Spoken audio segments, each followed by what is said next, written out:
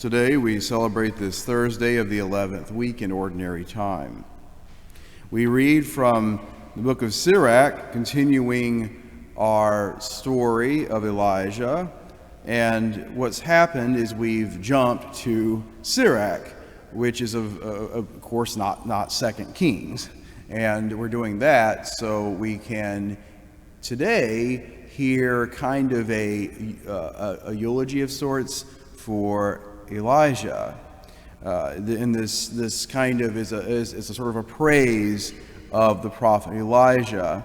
And it mentions many things that had many stories that had circulated amongst the Jewish people that referred to the greatness of this figure.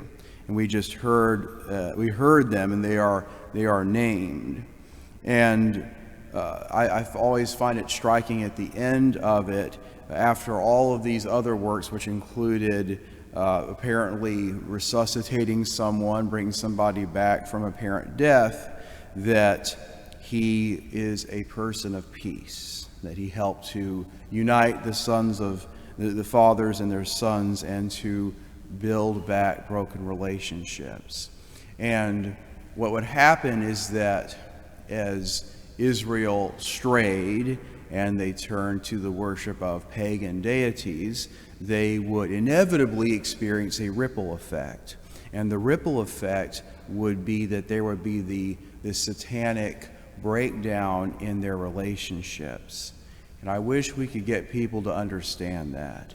It would be amazing if people would realize that when we honor God, when we let God be number one in our life, we let God be first in our lives, then there's going to be a peace and an ordering that comes from that into other areas of our life, even your own relationships with your children.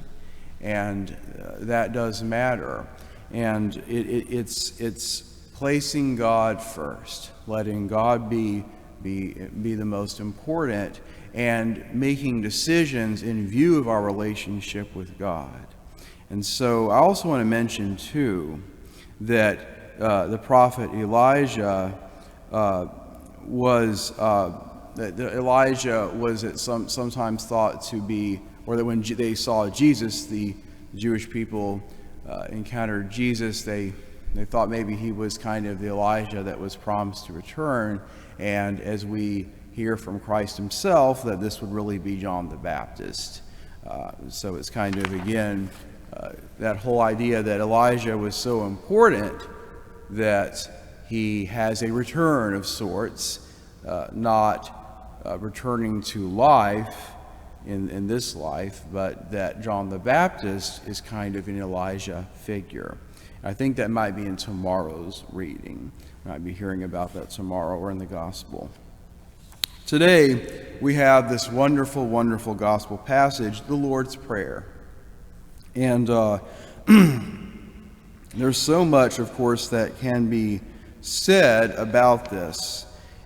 The people, the polytheists of this time would recite lists of names of a deity.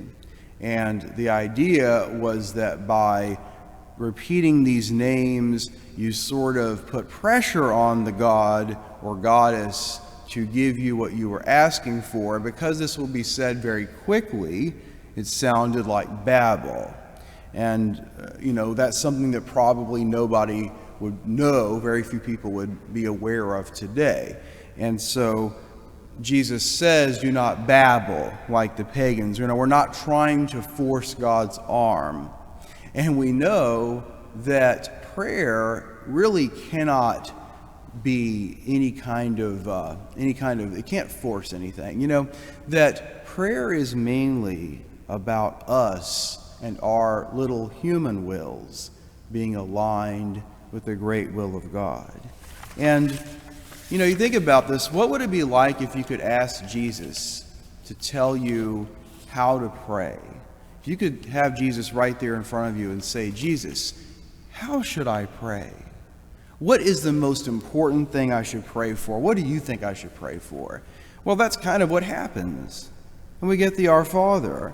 We get the Our Father. And this is what Jesus thinks is the most important thing or sets of things you can pray for. Our Father, who art in heaven, that's in sign, hallowed be thy name, thy kingdom come, thy will be done on earth as it is in heaven. Give us this day our daily bread. Forgive us our trespasses as we forgive those who trespass against us. And what I find so powerful in this that I'd like to really point out today is he will forgive anything. God will forgive any sin. But we have to be able to forgive. We have to be able to let others go. I have met certain people that are so hurt that for them the act of forgiveness is almost impossible. I have met a small number of people that, said they couldn't forgive. But for some people, they're so hurt by what they've experienced in this life that forgiveness for them feels impossible. And yet sometimes for them, they're not without fault. They're not without fault. They've made mistakes. And so forgiveness strikes at the root of our pride and of our condition, because forgiveness of others implies that we own we have made mistakes. And we all want to feel righteous. We all want to feel like we have it together. Remember the Pharisee that said, I donate to the temple, I've never done anything against the Torah, blah, blah, blah. And he did not go home righteous. God tells us that he will give us everything in heaven if we can only forgive, no matter how badly we have screwed up.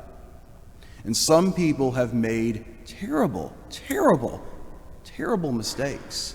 And some people have made terrible mistakes. And we've all done wrong. But we must forgive. We must forgive. He will not let us into heaven until we forgive.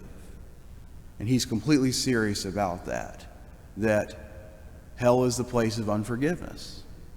And so I ask that as we continue this week, continue this liturgy, the Lord will move our hearts to think, are there people that I have not let go, that I have not freed from their debt to me? And forgiveness doesn't mean that I'm completely okay with that person. Obviously not. Doesn't repair all our psychological wounds immediately. But do I let them go? Do I forgive them so I can be ready to be able to have that relationship with the Lord?